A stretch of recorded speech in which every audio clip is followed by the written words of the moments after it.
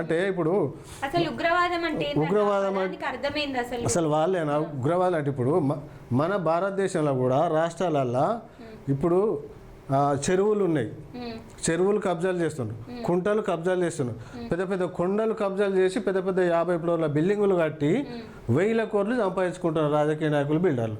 మరి వీళ్ళనేమంటారు? మరి వాళ్ళు అక్కడ పనికిరాని కొండల్ని వాళ్ళు ఆక్రమించుకుంటే ఉగ్రవాదులు, టెర్రరిస్టులు వాళ్ళ దేశాన్నే చంపి పారేద్దాం అన్నారు. మరి వీళ్ళని కూడా చంపి పారేయాలిగా, మరి వీళ్ళని కూడా అరెస్ట్ చేయాలి కదా. ఇప్పుడు హైదరాబాద్లో చూసుకుంటే మణికొండ, నార్సింగ్, కోకాపేట కొండలు మొత్తం కబ్జాలు చేసి 50 ఫ్లోర్ల బిల్డింగులు కట్టి 1000 కోట్లు సంపాదిస్తున్నారు రాజకీయ నాయకులు. మరి వీళ్ళ దేశద్రోహం కాదా?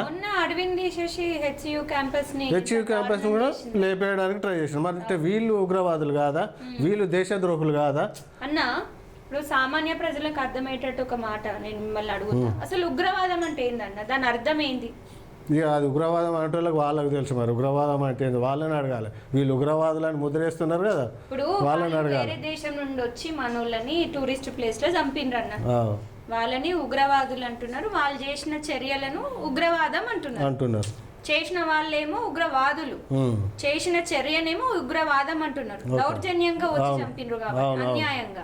మరి మన దేశంలో జరుగుతున్న ఏంటివి? మరి అదే కదా, ఇప్పుడు వాళ్ళు చేస్తేనేమో తప్పు, మనోళ్ళు చేస్తేనేమో అది ఒప్పు అవుతుంది.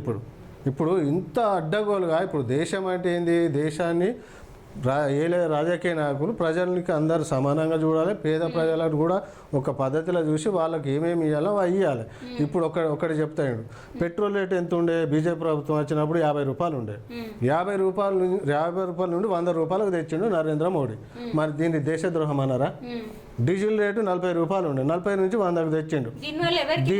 దీన్ని దేశద్రోహం అన్నారా? బంగారం రేట్లు 40,000 ఉండే, 1,00,000 రూపాయలు చేసిండు. మరి దీన్ని దేశద్రోహం అన్నారా? మరి ఇవన్నీ మన భారతదేశంలో మనోళ్ళు దోసుకున్నప్పుడు దీన్ని దేశద్రోహం అనద్దు అంటారు మళ్ళీ. అంటే మనం ఇట్లా మాట్లాడితే తప్పు. గ్యాస్ బిల్లు 400 ఉండే, 800 చేసిండు. దీన్ని దేశద్రోహం అన్నారా? మరి భారతీయ ప్రజల మీద నరేంద్ర మోడీకున్న ప్రేమ ఏంది? ఇదా ప్రేమ అంటే? అడ్డగోలుగా దోసుకోవడం ఇది ప్రేమనా? భారతీయుల మీద ఉన్న ప్రేమ ఇది అంటారా? ఇది ఎంతవరకు కరెక్టు? ఇది కూడా ప్రజలు ఒకసారి అర్థం చేసుకోవాలి. ఇప్పుడు మనోడు ఎంత మనోడు అయినా కానీ ఇప్పుడు ఇవాళ రేపు తమ్ముడిని నమ్ముతలేడు, తమ్ముడిని అన్నని నమ్ముతలేడు, ఎవరు నమ్ముతలేరు. మరి వాళ్ళు మనకు మంచి చేస్తున్నట్టే మనం ఎట్లా నమ్ముదాము? మన కళ్ళ ముంగట్టే కదా ఇప్పుడు ఇన్ని గుట్టలు, ఇన్ని చెరువులు కబ్జాలు చేస్తున్నారు కదా. అదే ఒక్క పేదవాడు యొక్క గుట్ట పక్క గుడిసెత్తే ఎవడ నూకుంటాడా? గుంజి పారేసి పోలీస్ స్టేషన్లో వారేస్తాడు. మరి కొట్టి చంపుతున్నారు. అంటే పేదవాళ్ళు ఒక గుడిసె ఒక 50 గజాలు తీసుకుంటేనే వాడు ఉగ్రవాది కింద ముద్రేస్తున్నారు. మరి 100 ఎకరాలు తీసుకొని వాళ్ళు కబ్జాలు చేస్తున్నారు. మరి వీళ్ళని ఏమనాలి? మరి ప్రజలకు తలకాయ లేదా? ఏం ఆలోచిస్తాను? ఎవడైనా జెండా పట్టుకొని రారానంగానే ఉరుకుతాను అయిపోయిందా? జై కొట్టు రానంగానే అయితే అయిపోయింది, అడుగుతా అయిపోతుందా?